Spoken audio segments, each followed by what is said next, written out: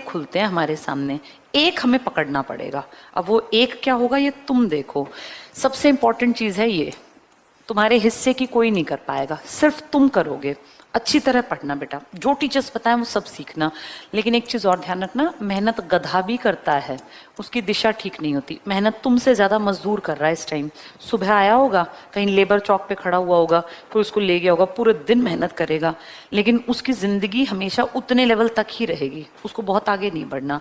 यानी मेहनत करने के साथ साथ क्या भी ठीक हो, हमारी दिशा, डायरेक्शन। डायरेक्शन सबसे बड़ी चीज होती है, और इसके बाद 100% सफलता मिलेगी। लेकिन इस सफलता पर एक रास्ता है जिस पर चलना पड़ेगा, ठीक है। डायरेक्शन अपने आप किसी को नहीं पता बेटा, किसी को भी। डायरेक्शन दिखाने वाले पेरेंट्स और टीचर्स होते हैं। लेकिन इंडिया में प्रॉब्लम यह है कि हमारे पेरेंट्स को कुछ नहीं पता होता। बच्चा अपना डिसीजन खुद ही लेता है ना, मुझे क्या करना है, माँ बाप को बेचारों को पता ही नहीं है। इसका मतलब ये तुम्हें देखना पड़ेगा कि मार्केट में किस चीज़ की डिमांड है, मैं क्या कर सकता हूँ। जब हम 12th करते हैं ना या ग्रेजुएशन करते हैं तो कुछ रास्ते खुलते हैं हमारे सामने, एक हमें पकड़ना पड़ेगा। अब वो एक क्या होगा ये तुम देखो।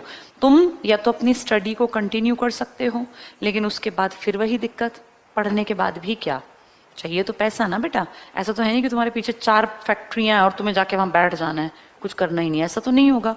स्टडी के बाद भी हमें पैसा चाहिए, हमें नौकरी करनी पड़ेगी। अब या तो हम प्राइवेट जॉब कर लें, प्राइवेट जॉब के लिए फिर हमारे पास कोई डिग्री डिप्लोमा उस तरह का होना चाहिए, तभी मिलती है। बीए पास, बीटेक और इस तरह से नहीं मिलती बेटा इतनी आसानी से। मिलती है 10,000 15,000 वाली, अच्छी नौकरी नहीं मिलती। प्राइवेट जॉब कर सकते हैं।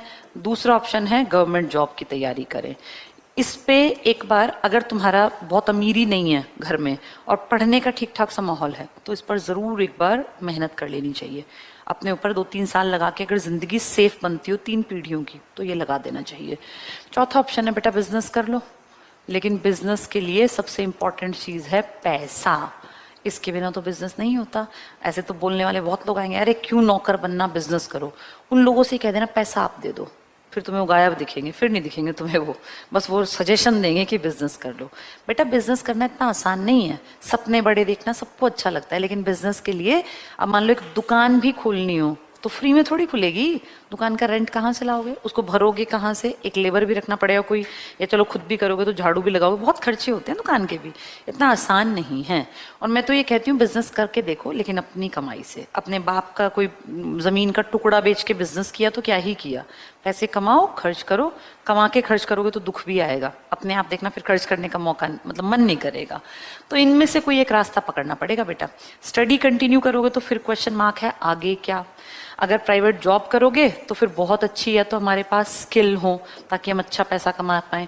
और प्राइवेट का एक डर हमेशा रहता है कि मुझे कुछ हो गया तो मेरी कंपनी मेरे घर वालों का साथ नहीं देगी। कोई ऐसा कभी सुना है कि प्राइवेट में किसी को कुछ हो गया, उसके बच्चों का भी केयर किए, उसके माँ बाप की नहीं करती बेटा प्राइवेट कंपनियां।